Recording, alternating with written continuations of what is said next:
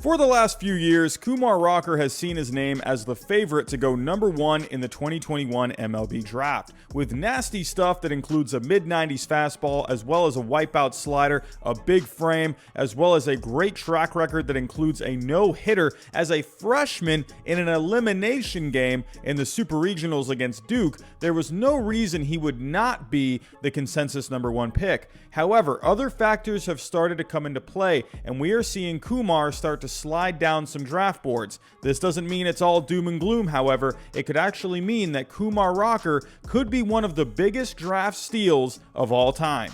Before I get started, if you can, hit that subscribe button, hit that like button, hit the bell button, hit all the buttons that I'm not thinking about.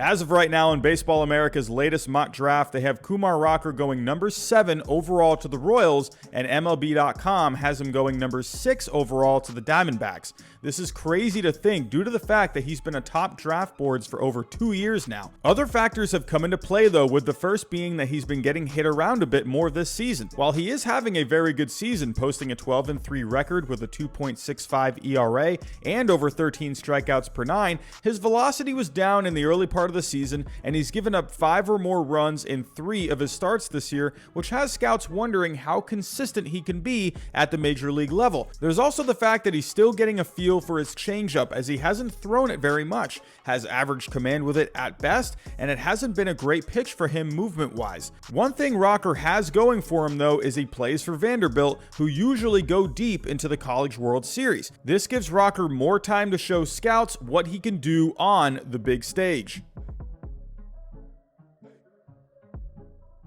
Another thing that might cause Rocker to slide down the draft is simply due to something he cannot control, and that's other players that are actually coming out of high school. As of right now, Baseball America has shortstop Jordan Lawler out of Dallas Jesuit High School going number 1, while MLB.com has shortstop Marcelo Mayer out of Eastlake High School in California going number 1.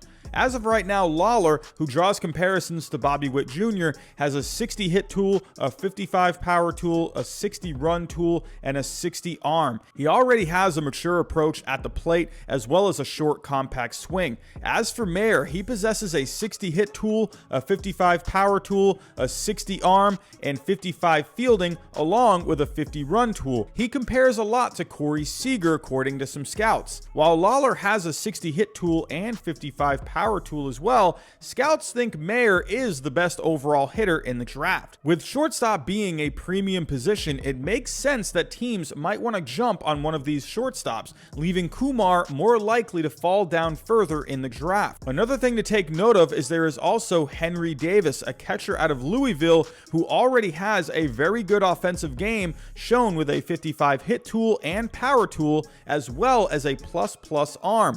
Similar to shortstops, catchers are usually a scarce position, and you don't usually see many catchers as top draft prospects. This can bump Kumar down even further.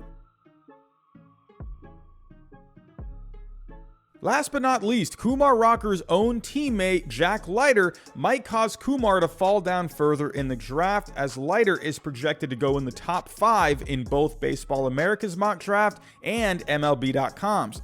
Baseball America currently has Leiter going number 4 to the Boston Red Sox, and MLB.com has him going number 2 to the Texas Rangers. The big debate right now is which one of these Vanderbilt aces would you take? Would you take Kumar Rocker or Jack Leiter? With Leiter, you're getting a more all-around pitcher with a bit more polish. He has a plus fastball that sits in the mid-90s and has a ton of life, a plus curveball, and an above-average slider and changeup. While Leiter doesn't possess the size and the build of a Kumar Rocker, he's added strength over the last couple of seasons and draws comparisons to guys like Sonny Gray and Marcus Stroman. In the end, Kumar Rocker is still easily one of the top prospects in this draft, but because of these reasons, he could slide further down in the draft, but in the end, he could end up being one of the biggest steals of all time. So let me know what you think down below in the comments. Where do you think Kumar Rocker is going to get drafted? But that's all I have for right now. Thanks for watching, and I'll talk to you next time.